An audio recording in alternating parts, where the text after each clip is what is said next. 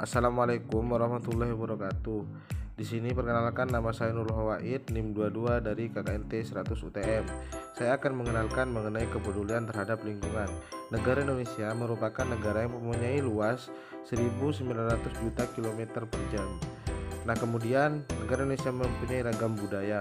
Selanjutnya, negara Indonesia mempunyai flora dan fauna yang cukup beraneka ragam. Jumlah penduduk negara Indonesia mencapai 268 juta jiwa. Masalah yang timbul dari negara Indonesia kita ini mengenai kepedulian masyarakat terhadap lingkungan sekitar. Di sini saya akan memberikan materi mengenai apa sih itu lingkungan. Tahukah kamu apa itu lingkungan?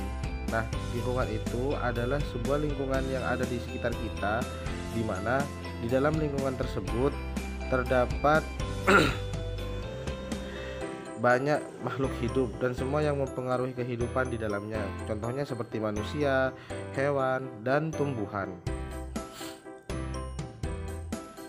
Di negara kita ini, lingkungan sangat berpengaruh terhadap kita. Bagaimana cara kita menjaga lingkungan kita itu agar tetap bersih dan tidak tercemar seperti sekarang? Karena pada saat ini masyarakat sering membuang sampah sembarangan dan tidak peduli terhadap lingkungan. Sampah keluarga misalnya, sampah dari hasil rumah tangga ini dibuang sembarangan tanpa adanya tempat yang disediakan. Meskipun adanya tempat, tetapi masyarakat tidak menghiraukan mengenai itu. Di sini saya akan menjelaskan mengenai jenis sampah.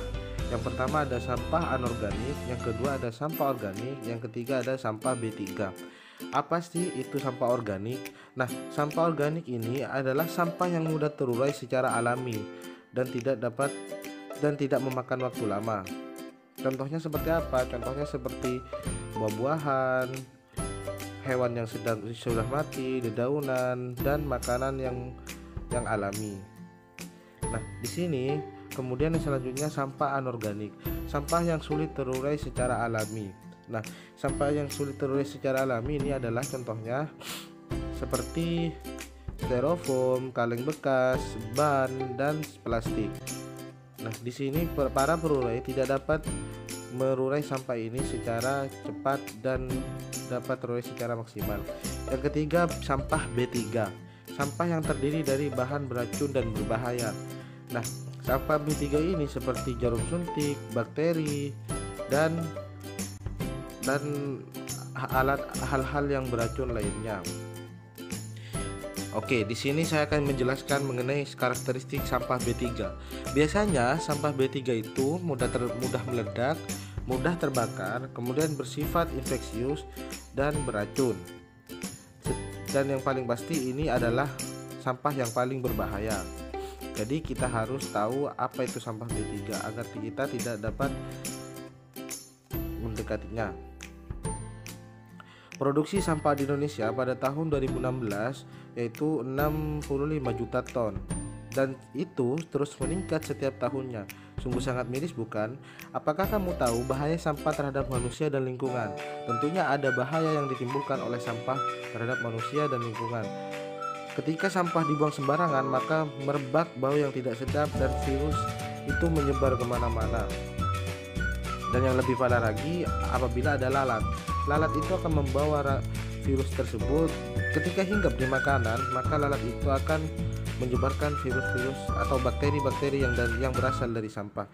Akibatnya, ketika kita memakan makanan itu, perut kita akan merasa mules dan sakit, dan kita tidak fokus dalam hal belajar di sekolah ketika sakit.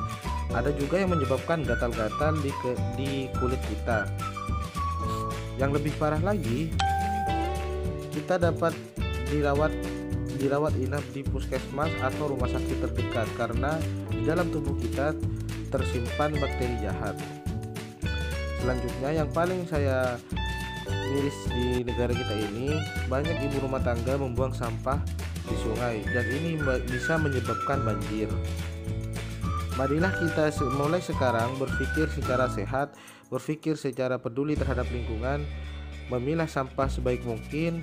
Kita pisahkan sampah anorganik, organik, dan B3 agar agar tidak tercampur, karena ketika tercampur itu akan menjadi sampah yang sangat sulit terurai begitu.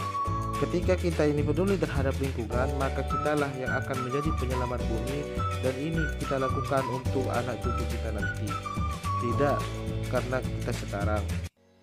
Karena sebuah harapan yang besar berawal dari sebuah pelajaran sederhana dan aksi nyata yang dilakukan.